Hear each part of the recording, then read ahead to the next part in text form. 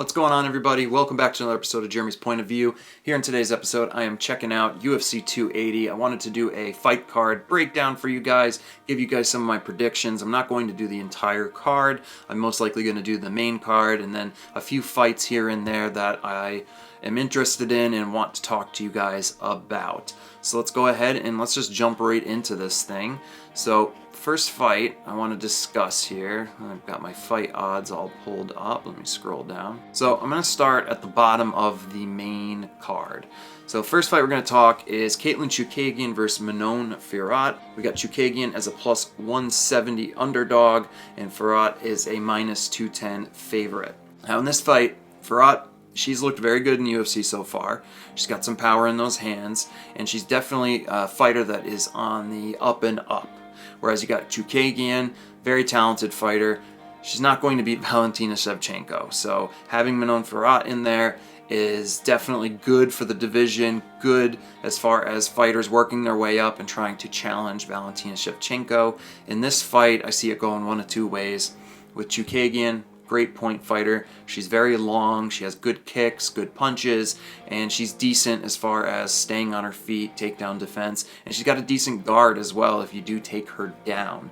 Chookagian is kind of the master of winning a close 29-28 split decision. She knows how to outpoint girls, and in this fight, it's going to be a tough one. I think if Fiorot is not able to put some damage on her early and finish her in the first 2 rounds, and this thing goes 3 rounds, I definitely see Katlyn Chookagian most likely picking up a close decision in this fight. I think the experience Chookagian has is definitely going to lend her to that, and like I said, she's fantastic at taking these girls 3 rounds and just finding a way to outpoint and get the judge's decision ultimately. So in this one, as much as I think Fiorot has a chance early, I think Katlyn Chookagian is most likely going to outpoint her, and we're going to end up with a 29-28 decision for Katlyn Chookagian. Next fight on the card, we're going to talk about the lightweight division. We've got Beneil Dariush. He's plus 160 against Mateusz Gamrot, who's a minus 200 favorite. Now this one's an interesting one, a very interesting one. Gamrot just came off of that fight with Arman Tsarukyan. He has fantastic wrestling, fantastic grappling in general, and the guy's pretty solid on his feet, whereas you got Beneil Dariush, who's an unbelievable black belt. Both of these guys are on crazy winning streaks, but at the end of the day, Gamrot is the younger, fresher fighter on the up and up, where Dariush, as much as I love him, and I think he's still extremely talented, he is, he's on the older side. He's getting up there in age, and in these lighter weight classes, you start to see, the wheels fall off. They start to slip out of their prime. Dariush has still looked fantastic on this win streak, and he's a guy where if he can get Gamrot's back, if he can get him up against the fence, do the same things that he's done to fighters in the past, I could see Benny taking his back, backpacking him, and winning rounds in this. This is a fight that could go either way. That's why the odds are pretty darn close. I actually thought the odds would be a little closer based on the fact that both these guys are on pretty awesome win streaks. But Gamrot has a lot of momentum going into this. Dariush has been off for a little bit, and this one's going to be a close one. I think if Gamrot is able to keep the distance, keep it on the feet, and mix in some of the wrestling and grappling where he needs to, he could definitely end up picking up a decision here. And with Benny, he needs to get this to the ground. He needs to find ways to get Gamrot stuck up against the fence.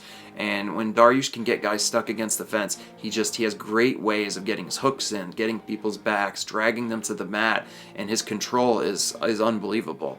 But you can't discredit Gamrot's grappling either. He's looked absolutely fantastic. Arman Tsarukyan is one of the best wrestlers in this division. He's one of the best up-and-coming fighters in this division, and Gamrot had a fantastic fight against him and picked up a very good win in that fight. So this one's going to be a close one. As far as the betting odds, I could definitely see why you'd want to take a shot on Benny, especially with the plus money. This is going to be a big spot for Gamrot to prove that he is next in line for fighting for that title here in the next year or so. So I think this is going to be a good fight. I think ultimately youth is going to prevail and Gamrot is going to win a close decision. But do not be surprised if Benny pulls this one off.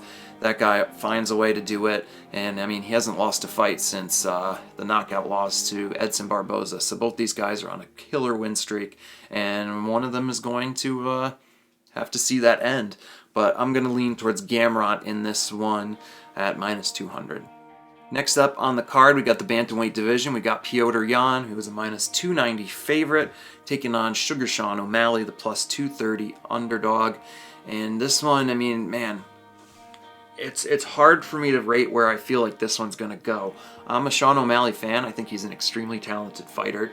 He's looked very, very good, but in his last big step up in competition, you know, he had his legs chewed up and suffered a defeat, and he's been picking guys off in the lower rankings since then. So in his last fight, we saw him against Pedro Munoz, ended up in a no contest, and I'll be perfectly honest, I wasn't overly impressed with Sean in that fight, and I know that it's got stopped early in round 2, but for it being a 3-round fight, I feel like, you know, it wasn't, I don't know which way it was going. And if you're having that close of a fight against a guy like Pedro Munoz, who I have the utmost respect for, I think Pedro Munoz is an extremely talented fighter, but I also think he is on the decline at this stage of his career, you know, and now you've got Sean O'Malley going in against a guy like Petr Yan, and I mean, Petr Yan is just, he's a murderer, man.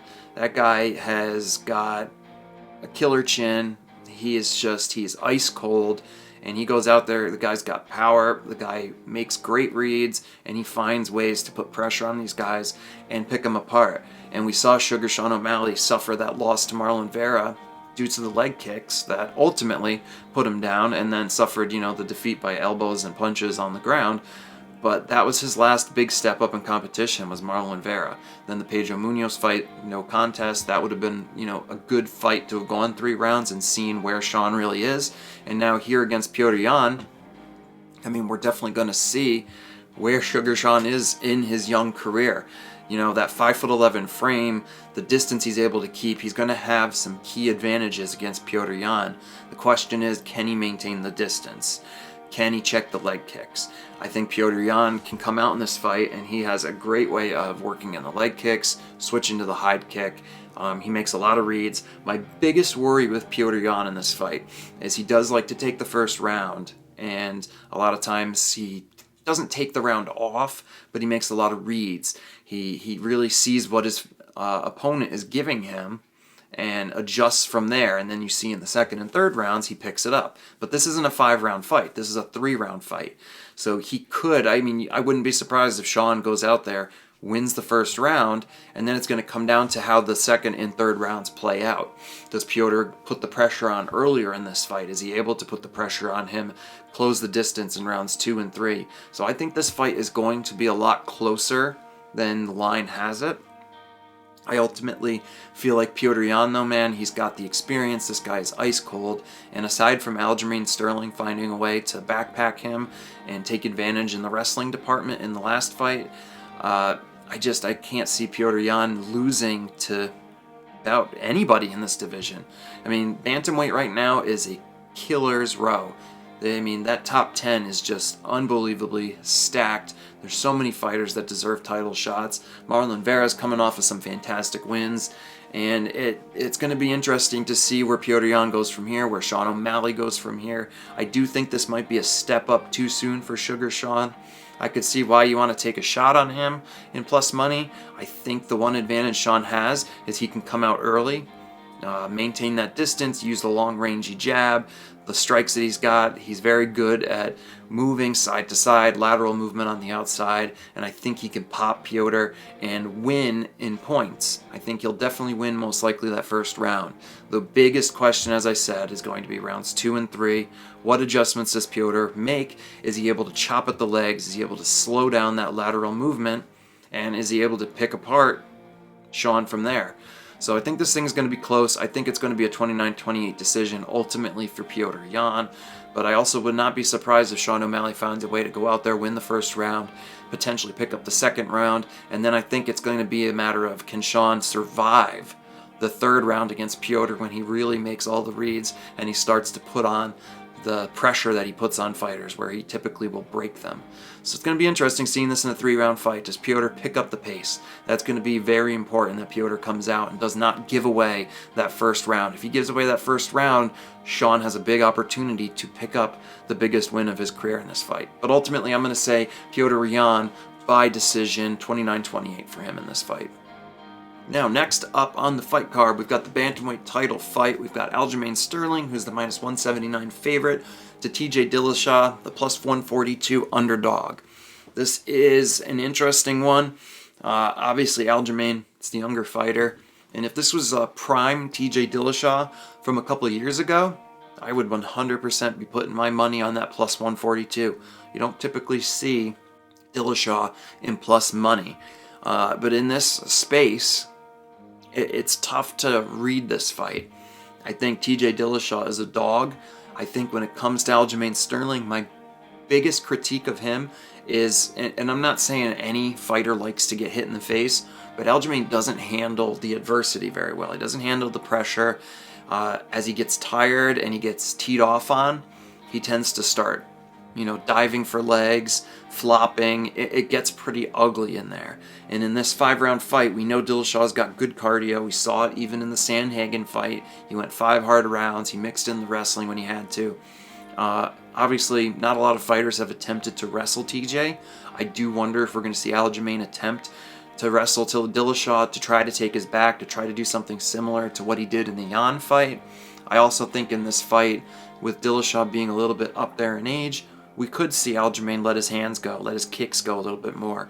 Aljamain, when he's flowing, his volume can do really, really good things. I mean, in the Munoz fight, the reason he won that 3-round fight was the volume that he put on Munoz.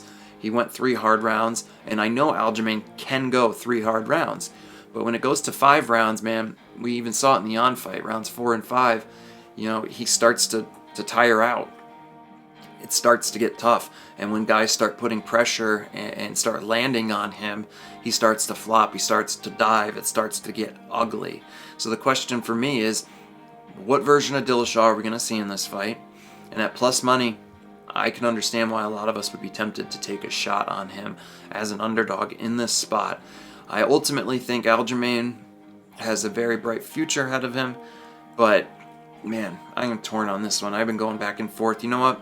I do think Dillashaw might still have a little bit in the tank. I know he's up there, and at this weight class, being up there in your late 30s, it's difficult, man. You start to dip off. But I do think Dillashaw still has some in the tank. We saw what he was able to do against Sandhagen. It wasn't a beautiful fight. It wasn't prime Dillashaw, but he is a dog. He does know he has the ability to go out there and put the pressure on Aljamain.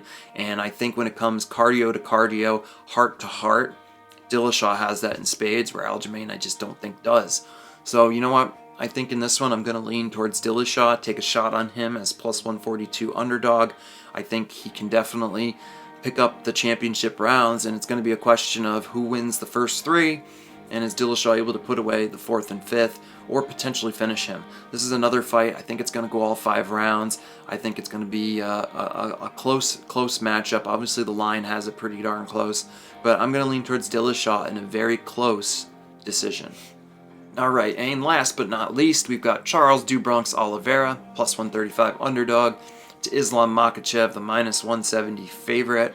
And what a fight this is going to be. We've got the Dagestani mauler, guy with fantastic grappling.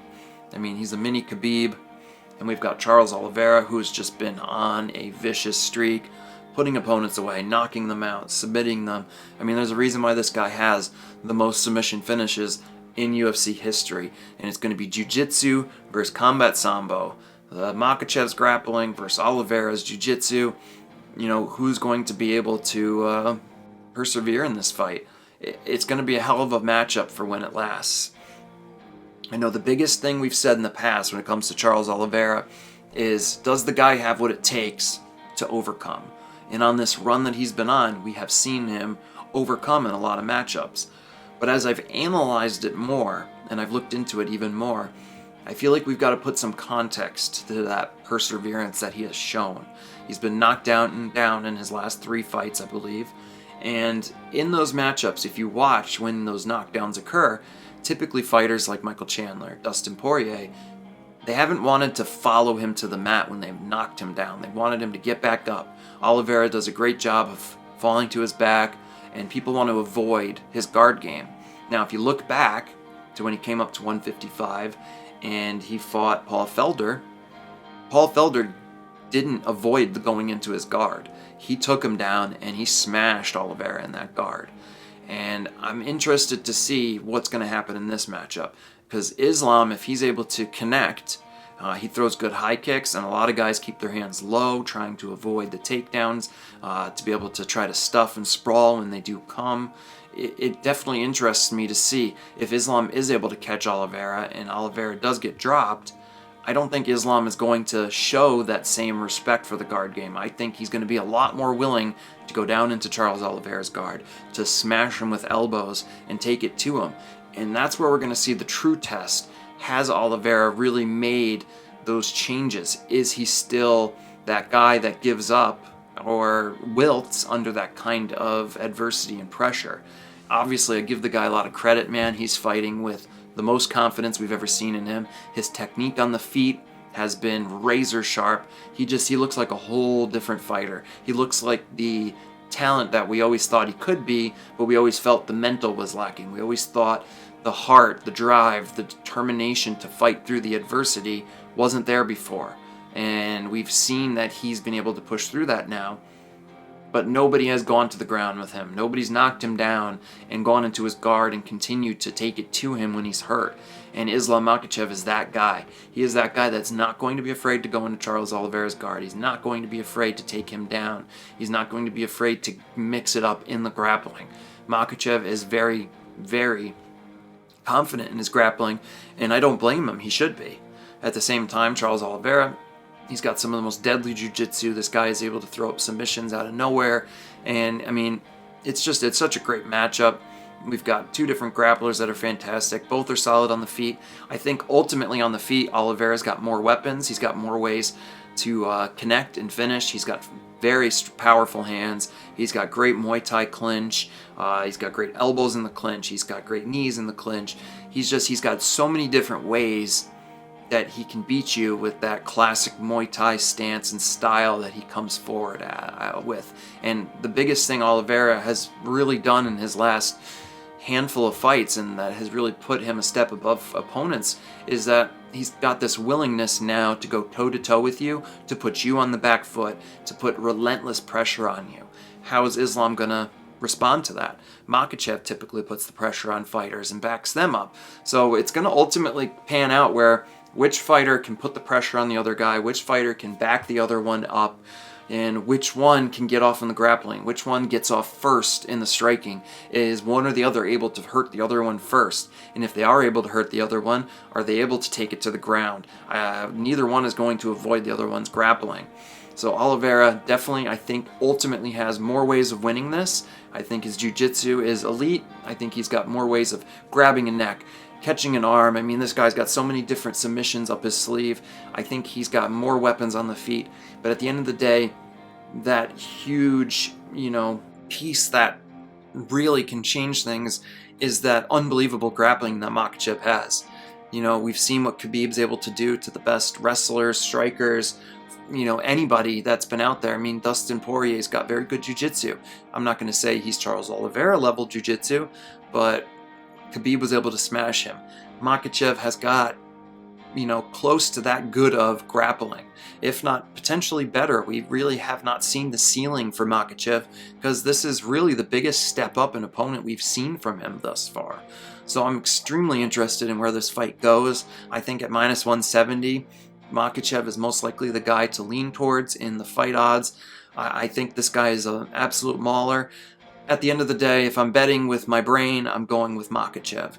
When it comes to where my heart lies, I've always been a huge Charles Oliveira fan. I love the guy, and ultimately at plus 135 money, I'm going to take a shot on him, and my pick is going to be Charles Oliveira. I think he's going to catch Makhachev in something, potentially hurt him on the feet early, and wrap something up. Otherwise, I think this is going to be a great fight for as long as it lasts. I hope this thing goes 5 rounds. I hope it's back and forth. I hope both guys get hurt. I hope we see submission attempts and fantastic grappling exchanges. I really hope that this fight ends up being everything that we want it to be. But I could also see this thing ending real quick, real early, one way or the other. But I'm going to lean towards Charles Oliveira. But if you're looking for, a decent bet, I think Makhachev at -170 in that range. We don't want the line to swing too far. If it goes beyond -200, I don't think I'd even touch it. But at -170, I think Makhachev's a steal there. And if you really feel confident in Oliveira at plus the money, take a shot there as well. But I'm going to say Charles Oliveira by some sort of finish, submission, knockout, most likely in round 2. Now, some bonus fights on the card I wanted to talk about. So, let me take a peek here. One that I was really interested in is Volkan Ozdemir versus Nikita Krylov. Krylov's the -175 favorite to Ozdemir's +145. I think this is going to be a fantastic fight. I'm a huge Nikita Krylov fan. I think at -175, he's a fantastic pick to take in this card. Volkan he hasn't shown us a ton in his last handful of fights. I think Ozdemir is on his way out. And I think Krylov is finally starting to put it together. In the fight against Gustafsson, I am a huge Alexander Gustafsson fan. It was tough to watch him just go out there, pressure him, put the hands on him, and finish him that way. Krylov, man, when he goes out there, he's not afraid to sling leather on the feet. I don't think we're going to see Ozdemir attempt to take him down. If he does, Krylov does have a good guard. He does have a good submission game. He's not afraid to mix it up on the ground. I think ultimately Krylov is going to be more willing to put on the pressure, to get in his face, and really put the pressure on Ozdemir and go for the finish. Ozdemir still has that one-punch ability. So if you want to take a shot on him there, I could see why. But I think Krylov is a very good pick at -175 in that spot. And the other fight I really want to discuss, really interesting one, your main event, I guess, of the prelims would be Belal Muhammad, +125 underdog to Sean Brady, the -150 favorite. And man, this one's going to be a hell of a fight. Both these guys love to pressure their opponents. Both these guys have, solid striking games, but their bread and butter is getting in on the wrestling, getting it to the ground. And really, it's going to be interesting to see which one is able to get off on that. I think on the feet, I think Sean Brady's got a bit better striking. I think he's a bit cleaner on the feet. Whereas I think Belal's just got heart, gas tank, and is not afraid to take some shots to still put the pressure on you and get in there, push you up against the fence, and get that grappling off. It's really hard for me to say who's going to win this. I think Sean Brady ultimately has more advantages, like I said, on the feet, in the grappling. I think he's just slightly better than Belal, about everywhere. But Belal's heart, pace, pressure it's able to break guys. And if this was a 5-round fight, I ultimately think I would lean towards Belal Muhammad. But since this is only a 3-round fight, I do think Sean Brady can do enough to keep this on the feet early, mix in his grappling, keep Belal from getting him to the ground, and win a close decision. But if you want to take money, plus money on Belal Muhammad at +125, definitely could see why you'd want to do that. This one's going to be a hell of a fight for while it lasts. I think it could ultimately definitely go either way, but I'm going to lean towards Sean Brady at the -150. I'm going to say he's going to win a close 3-round decision. So yeah, guys, thank you guys for tuning in. I wanted to do a quick UFC 280 fight breakdown, give you guys some of my picks, some of my thoughts on the fights. I plan to do more of these, especially on the big UFC numbered cards, the big cards that come around. And I plan to do these live. I would love to get you guys in the chat, get some discussion going, even have some of you guys come on the show and talk about fight picks with me. That is ultimately my plan for this segment, for the UFC segment. I talk a bunch of hockey, I talk a bunch of music and movies on my channel, but I'm also a huge UFC fan. MMA and hockey are my 2 sports that I cover the most, that I love the most, and I'm just a huge fan of. So I definitely want to start doing this more, and if it's successful and you guys want to come in and chat and get involved in it more and more, then we could start doing this weekly. We could start covering every UFC card. For now, I plan to do these big UFC numbered cards, and going forward, I want to schedule these and get them so we can have you guys involved. So if you guys want to be involved in it, leave a comment in the comment section below, let me know, and I will start planning and scheduling these. Also, please hit that subscription button. It really helps the channel. We're continuing to grow, and I'm super proud of where we are at. And also, you can hit that notification button so that way you get notifications whenever I post new content. Definitely going to be putting out a ton more content going forward. I try to put it out on the daily. Sometimes I may not get some stuff out on certain days, but for the most part, I will be releasing content of some kind on the daily. So please come back, like, subscribe, and I will see you guys on the next episode of Jeremy's Point of View. Until next time, peace.